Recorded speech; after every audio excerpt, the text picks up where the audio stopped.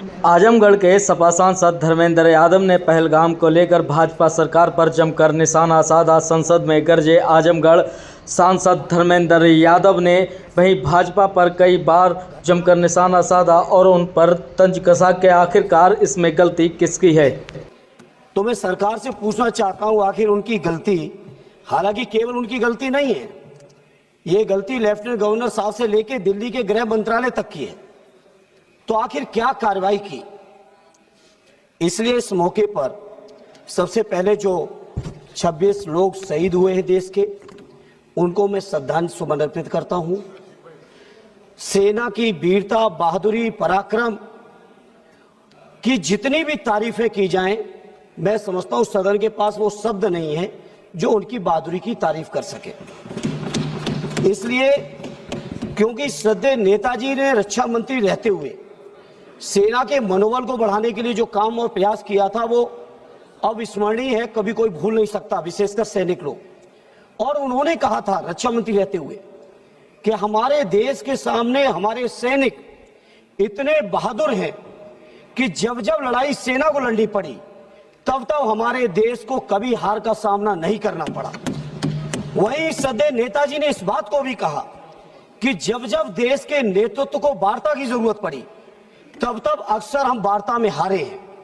जहां हम लोग इतने पराक्रमी सैनिक, इतना सफल सिंदूर ऑपरेशन कि किसी को हवा भी नहीं लगी और सारे आतंकी ठिकानों पर पूरी तरह से नेस्ते नाबूद भी किए, वहीं सभापति जी जहां पूरे 140 करोड़ देशवासी, चाहे हिंदू हो, मुस्लिम हो, सिख हो, ईसाई हो, बौद्ध हो, पारसी हो, जैनी हो, देश के एक एक नागरिक ने इस घटना के बाद सेना के साथ और देश और प्रधानमंत्री जी के साथ रहने का फैसला लिया और पूरे देश के लोगों ने कहा कि प्रधानमंत्री जी आगे बढ़ो, पूरा देश आपके साथ है।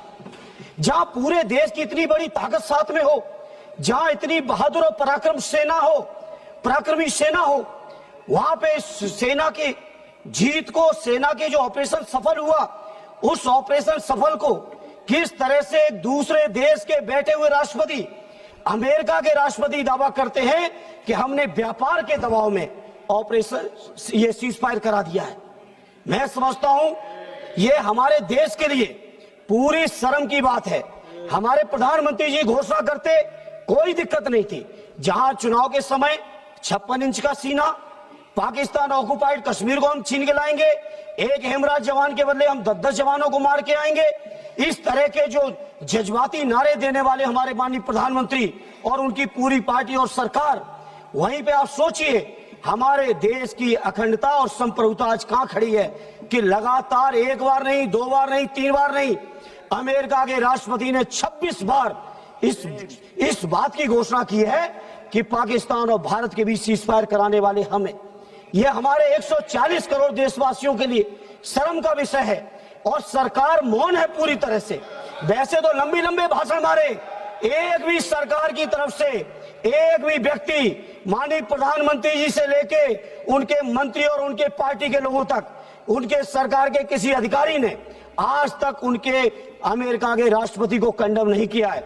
इसलिए मैं इस मंच से इस मौके पर कहना चाहता हूं, पार्लियामेंट में कहना चाहता हूं, पूरा देश आपके साथ खड़ा है, पूरा देश आपके साथ खड़ा है। आप क्यों नहीं कंडम करते हो? और दूसरा माननीय सभापति जी, आज मैं सत्ता पक्ष के लोगों का भाषण सुन रहा था, सत्ता पक्ष के लोगों का आज मैं भाषण सुना, इस तरह की बातें कर रहे हैं जैसे विपक्ष के लोगों ने समर्थन न दिया हो। पहलगांव की घटना के पहले दिन से पूरा का पूरा विपक्ष, हमारे नेता आदरणीय अखिलेश यादव जी, कांग्रेस पार्टी के लीडर अपोजिशन राहुल जी से लेके पूरा विपक्ष, और विपक्ष ही नहीं, पूरे देश का जनमानस जब साथ खड़ा हो तो आज ऐसे भाषण दे रहे हो कि जैसे केवल सत्ता पक्ष के लोगों ने युद्ध जीत लिया हो। यह युद्ध भारत की देश की सेना ने जीता है। यह युद्ध हमारे 140 करोड़ लोगों की जो ताकत है उस ताकत ने जीता है। इसलिए सभापति जी, सदन में खड़े होकर कहना चाहता हूं, किसी को यह अधिकार नहीं है, हमारे देश का जो नागरिक नहीं है, हमारे देश के जो लोग नहीं है, चाहे वो अमेरिका हो या दुनिया का कोई भी देश हो, किसी को यह अधिकार नहीं है वो ये बात कहे कि भारत का समझौता हमने कराया है।